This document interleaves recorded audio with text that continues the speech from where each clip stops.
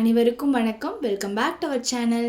இந்த 1 வீக்காக வந்து என்னால் ப்ராப்பராக வீடியோவே போட முடியல. பாப்பாவுக்கு வந்து கொஞ்சம் வந்து உடம்பு சரியில்லை. இப்போ வந்து கொஞ்சம் நல்லா இருக்காங்க. அதனால தான் இந்த 1 வீக்காக வந்து என்னால் வந்து கன்டினியூவாக வீடியோ போடவே முடியல. இந்த வீடியோ கூட பார்த்திங்கன்னா ஆல்ரெடி நான் வந்து ஒரு 1 வீக் முன்னாடி நான் எடுத்து வச்சுட்டேன். வாய்ஸ் ஓவர் கொடுக்க முடியல.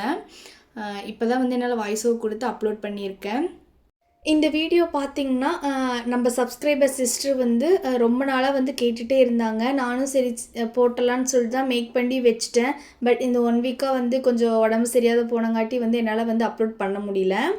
சாரி சிஸ்டர், ரொம்ப லேட் ஆயிடுச்சு. நீங்கள் கேட்டு ஒரு 2-3 வீக்ஸ் ஆயிடுச்சு. என்னால் வந்து ப்ராப்பராக போட முடியல. சாரி. இந்த வீடியோவில் வந்து எனக்கு தெரிஞ்ச நிறைய டிப்ஸ் வந்து நான் ஷேர் பண்ணியிருக்கேன். வீடியோ வந்து ஸ்கிப் பண்ணாமல் பாருங்கள். அன்றைக்கி நைட்டு பார்த்திங்கன்னா நான் டின்னருக்கு வந்து சப்பாத்தியும் வெஜிடபிள் குருமாவும் தான் நான் வந்து ரெடி பண்ணியிருந்தேன். சப்பாத்தி மாவு பார்த்திங்கன்னா நான் வந்து ஆயில் வந்து கம்மியாக தான் வந்து ஆட் பண்ணுவேன்.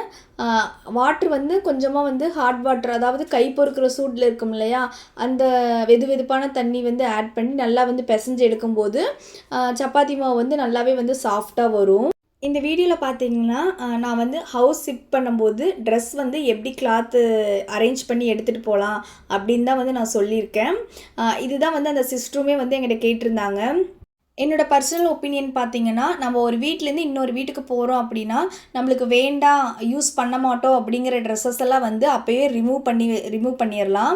நம்மளுக்கு வேணுங்கிற ட்ரெஸ்ஸஸ் மட்டும் நம்ம எடுத்துகிட்டு போனாவே நம்மளுக்கு வந்து ஒரு பெரிய வேலை வந்து முடிஞ்சிரும். ஏன்னா எல்லா ட்ரெஸ்ஸஸுமே நம்ம எடுத்துகிட்டு போயிட்டு கசகசன்னு வச்சுட்டு நம்மளுக்கு வேணுங்கிறது வேண்டாங்கிறது எடுத்துகிட்டு போகும்போது ரொம்ப கஷ்டமாக இருக்கும் இல்லையா.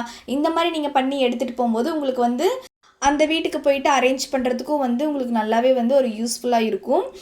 நான் ஃபஸ்ட்டு வந்து 3 மெத்தடில் வந்து நான் சொல்லியிருக்கேன். ஃபஸ்ட்டு வந்து நான் கம்பு பையில் வந்து அரேஞ்ச் பண்ணி காட்டுறேன். இது ரொம்பவுமே ஈஸி தான். நம்ம வீட்டில் ஆல்ரெடி இந்த பை வந்து இருக்கும். நம்ம கடைக்கு போனாவே வந்து இந்த பை கேட்டு வாங்கிட்டு வருவோம் இல்லையா, கட்டைப்பை.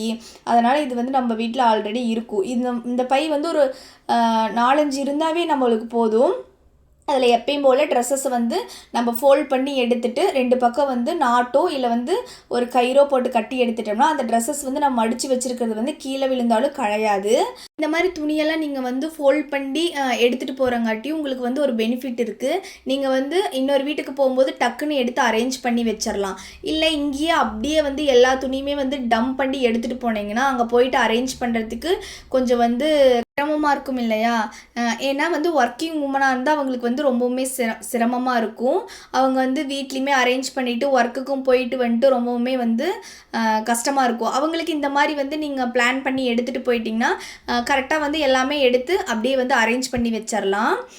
அடுத்த மெத்தேடு பார்த்திங்கன்னா வந்து சாரீ தான். சாரீ வந்து இந்த மாதிரி 4 பக்கம் வந்து மடித்து போட்டுக்குங்க. இதுலேயுமே அப்படி தான் உங்களுக்கு ட்ரெஸ்ஸஸ் எல்லாம் எடுத்து அரேஞ்ச் பண்ணி வச்சுட்டு இதில் வந்து ஒரு மெயின் என்னென்னா நல்லா வந்து சாரியை டைட்டாக கட்டணும்.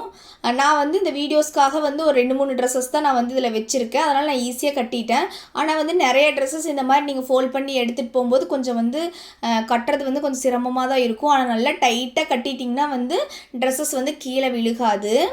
இந்த மாதிரியே உங்கள் குழந்தைங்க ட்ரெஸ்ஸஸ், உங்கள் ட்ரெஸ்ஸஸ், உங்கள் ஹஸ்பண்ட் ட்ரெஸ்ஸஸ் அப்படின்னு சொல்லிட்டு தனித்தனியாக வந்து நீங்கள் வந்து ஃபோல்ட் பண்ணி எடுத்துகிட்டு போகும்போது உங்களுக்கு ரொம்பவுமே வந்து யூஸ்ஃபுல்லாக இருக்கும். அரேஞ்ச் பண்ணுறதுக்குமே வந்து ரொம்ப யூஸ்ஃபுல்லாக இருக்கும். ஏன்னா எல்லாமே வந்து ஒரே மூட்டையாக வந்து டம்ப் பண்ணி எடுத்துகிட்டு போகும்போது அதுக்கப்புறம் ரிமூவ் பண்ணி எடுக்கும்போது ரொம்பவுமே வந்து சிரமமாக இருக்குது. இந்த மாதிரி ஒவ்வொன்றா வந்து நீங்கள் தனித்தனியாக எடுத்துகிட்டு போகும்போது உங்களுக்கு ரொம்பவுமே யூஸ்ஃபுல்லாக இருக்கும். டக்குன்னு அரேஞ்சும் பண்ணி முடிச்சிடலாம். சாரீ பார்த்திங்கன்னா இந்த மாதிரி டைட்டாக நல்லா வந்து ஒரு மூட்டை ஷேப்பில் வந்து நம்ம வந்து கட்டி எடுத்து வச்சதுக்கப்புறம் ட்ரெஸ்ஸஸ் வந்து கீழே விழுகாது இருக்கிறதுக்கு இன்னொரு சேஃப்டி பார்த்திங்கன்னா சுடிதாரோட சால் இருக்கு இல்லையா, அதையுமே போட்டு நல்லா வந்து கட்டிட்டேன். ஸ்கூல் போகிற கிட்ஸ் எல்லாம் இருந்தாங்கன்னா அவங்க வந்து யூஸ் பண்ணுற யூனிஃபார்ம், சாக்ஸ், டவல்ஸ் அந்த மாதிரி இருக்கிறதெல்லாம் வந்து தனியாக வந்து நீங்கள் ஃபோல்ட் பண்ணி எடுத்துகிட்டு போயிட்டீங்கன்னா ரொம்ப யூஸ்ஃபுல்லாக இருக்கும்.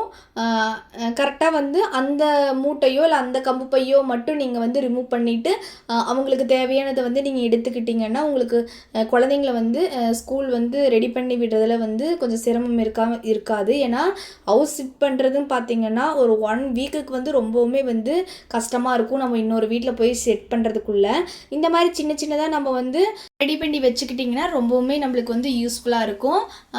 தேர்ட் மெத்தட் பார்த்திங்கன்னா வந்து அட்டை பாக்ஸ் தான். அதுலேயுமே வந்து இந்த மாதிரி ட்ரெஸ்ஸஸ் எல்லாம் வந்து ஃபோல்ட் பண்ணி எடுத்துக்கிட்டு 2 பக்கம் வந்து செல்லோ டேப் போட்டு ஒட்டிட்டிங்கன்னா அதுலேயுமே வந்து ட்ரெஸ்ஸஸ் வந்து ரிமூவ் ஆகாது.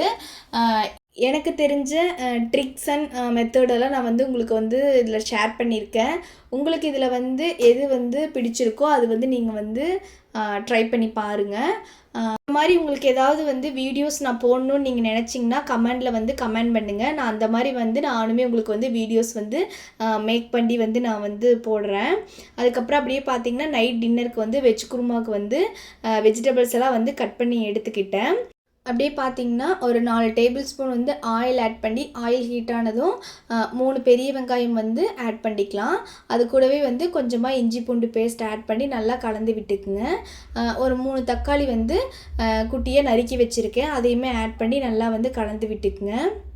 இந்த குருமா பார்த்திங்கன்னா ரொம்பவுமே ஈஸியாகவும் இருக்கும், சீக்கிரமாகவும் வந்து செஞ்சிடலாம். நான் எப்பயுமே வந்து இந்த மாதிரி தான் வந்து செய்வேன்.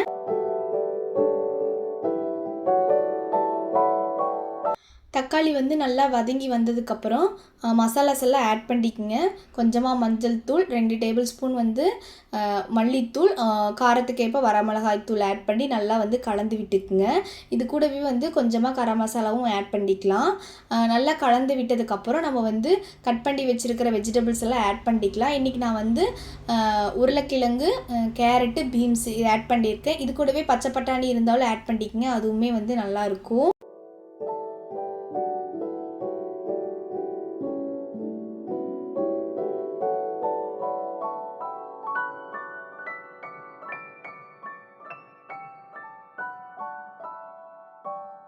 கொஞ்சமாக வந்து தண்ணி ஆட் பண்ணதுக்கப்புறம் லாஸ்ட்டாக வந்து உப்பு ஆட் பண்ணிவிட்டு காய் வந்து வேகிற வரைக்கும் அப்படியே விட்டுறலாம். இது குருமாவுக்கு பார்த்திங்கன்னா டேஸ்ட் கொடுக்கறதுக்கோசரம் நம்ம வந்து ஒரு மசாலா மாதிரி அரைக்க போகிறோம். அதுக்கு வந்து 4 டேபிள் ஸ்பூன் வந்து பொட்டுக்கடலை, 2 கிராம்பு, 2 பட்டை, அப்புறம் வந்து கொஞ்சமாக வந்து சோம்பு ஆட் பண்ணிவிட்டு இது கூடவே வந்து கொஞ்சமாக கொத்தமல்லி தழை ஆட் பண்ணி நல்லா வந்து ஃபைன் பேஸ்ட்டாக வந்து அரைச்சிட்டு வந்துடணும். நீங்கள் வந்து தேங்காய் ஆட் பண்ணுற மாதிரி இருந்தால் பொட்டுக்கடலை வந்து 2 ஸ்பூன் ஆட் பண்ணிவிட்டு தேங்காய் 2 ஸ்பூன் வந்து ஆட் பண்ணிக்கோங்க. வெஜிடபிள்லாம் வந்து நல்லா குக்காகி வந்ததுக்கப்புறம் நம்ம வந்து அரைச்சி வச்சுருக்கோம் இல்லையா பேஸ்ட்டு, அதையுமே வந்து ஆட் பண்ணி விட்டுக்கலாம். 5 மினிட்ஸில் பார்த்தீங்கன்னா நல்லா வந்து கொதித்து குருமா வந்து ரெடி ஆயிரும். இது கூட வந்து ஃபைனலாக வந்து கொஞ்சமாக வந்து கொத்தமல்லி தழை போட்டு இறக்குனோம்னா நம்மளுக்கு வந்து வெஜிடபிள் குருமா வந்து ரெடி ஆயிரும். இந்த மாதிரி வந்து சிம்பிளாக நீங்களுமே வீட்டில் ட்ரை பண்ணி பார்த்துட்டு எப்படி இருக்குன்னு சொல்லிட்டு கமெண்டில் சொல்லுங்கள். அதுக்கப்புறம் அப்படியே பார்த்திங்கன்னா சைட் பை சைடாக வந்து சப்பாத்தியுமே வந்து நான் வந்து போட ஸ்டார்ட் பண்ணிட்டேன். இதோட இந்த வீடியோ வந்து முடியுது. உங்களுக்கு இந்த வீடியோ பிடிச்சிருந்துச்சுன்னா லைக் பண்ணுங்கள், ஷேர் பண்ணுங்கள், கமெண்ட் பண்ணுங்கள். புதுசாக யாராவது நம்ம சேனலில் பார்த்துட்டு இருந்தீங்கன்னா சப்ஸ்கிரைப் பண்ணி வச்சுக்கோங்க. இன்னொரு இன்ட்ரெஸ்டிங்கான வீடியோவில் நான் வந்து உங்களை மீட் பண்ணுறேன். பாய்.